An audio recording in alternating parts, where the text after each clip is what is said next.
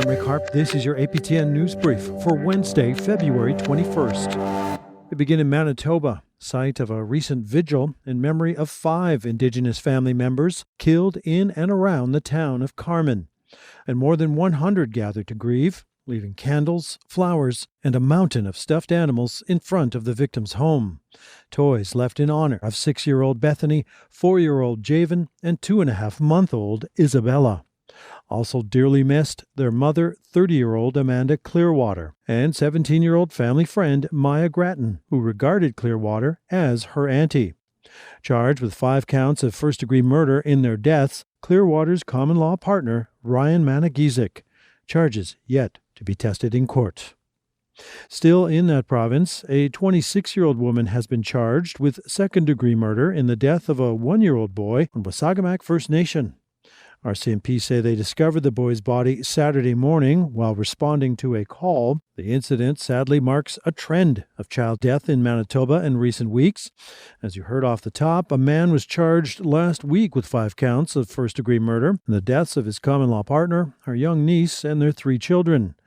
And in early February, 2 Winnipeg parents were charged with manslaughter after their 1-year-old daughter died of fentanyl intoxication.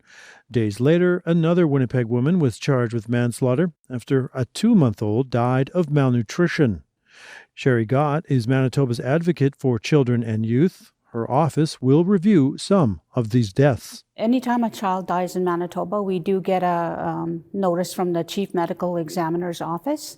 We start the review process on whether or not child death meets our legislative mandate, and we start that assessment immediately. In January 2024, at the beginning of this year, we released our compliance report, and we asked government to look at it and to ensure that the appropriate supports and services are provided throughout Manitoba so we can address any concerns any child and youth has in the areas of mental health and their needs.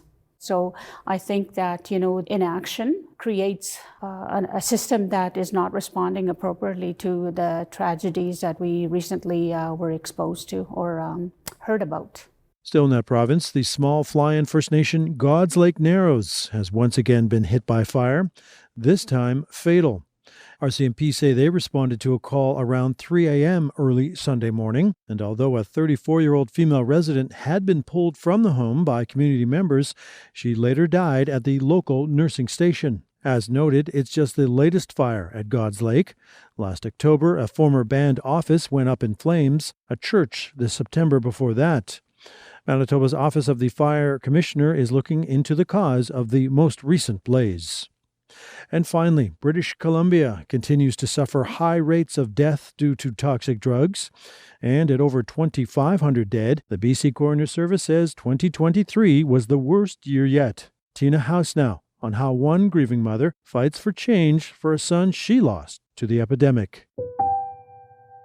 My life has never been the same, and I miss you with every breath I take.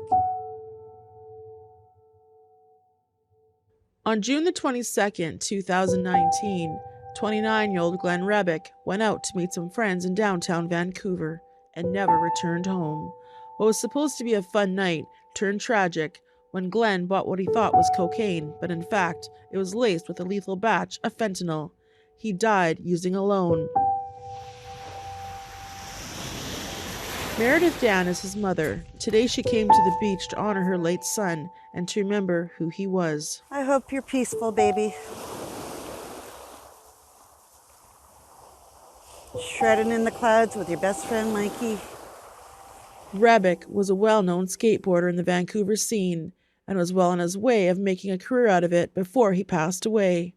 Glenn was Meredith's only child, and she recalls the moment police showed up 4 days after his disappearance and how she was delivered the next of kin notification. About 4 o'clock in the afternoon, my sister and my niece were with me, and we looked outside and there was a police car sitting outside for a long time.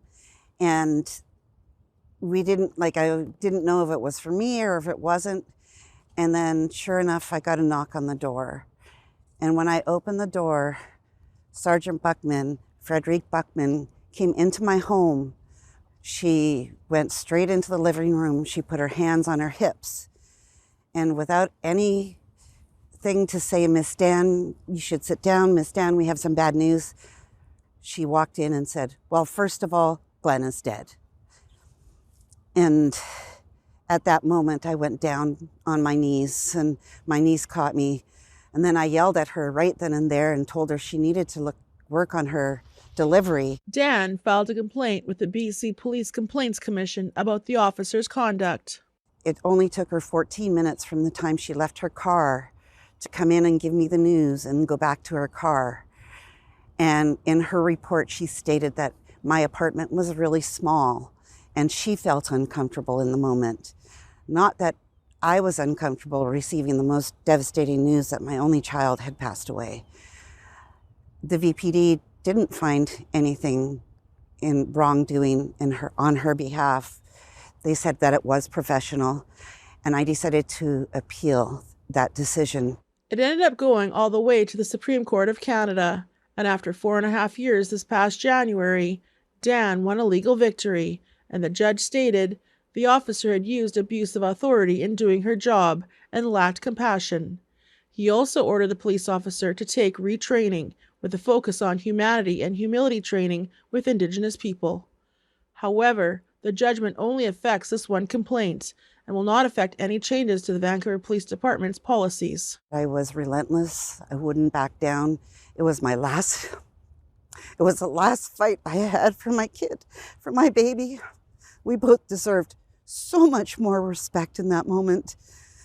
And I was not going to back down. And I don't think that had I been a Caucasian male in the West End, she would have treated me with such lack of respect as she did as an Aboriginal mother who lives in East Vancouver. For Meredith, this is a small victory, but it won't bring back her son. Every time, with every update, with everything that's gone through in the 4.5 years with this battle, I keep getting brought back to the moment that I found out, first of all, Glenn is dead. I take 2 steps forward and 3 steps back. But now that this is over, I'm hoping I'll be able to start moving forward the way that Glenn would want, instead of just being sad all the time.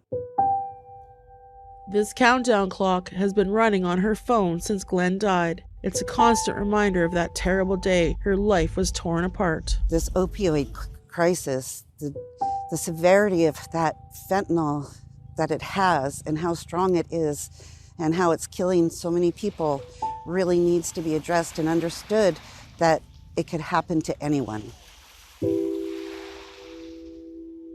And the clock is ticking as officials are still scrambling to find solutions to this crisis. In 2016, an opioid epidemic was declared in Canada. Since then, it has taken the lives of over 38,000 people nationwide and counting. Tina House, APTN National News, Vancouver. And that's your APTN News Brief for Wednesday, February 21st. I'm Rick Harp.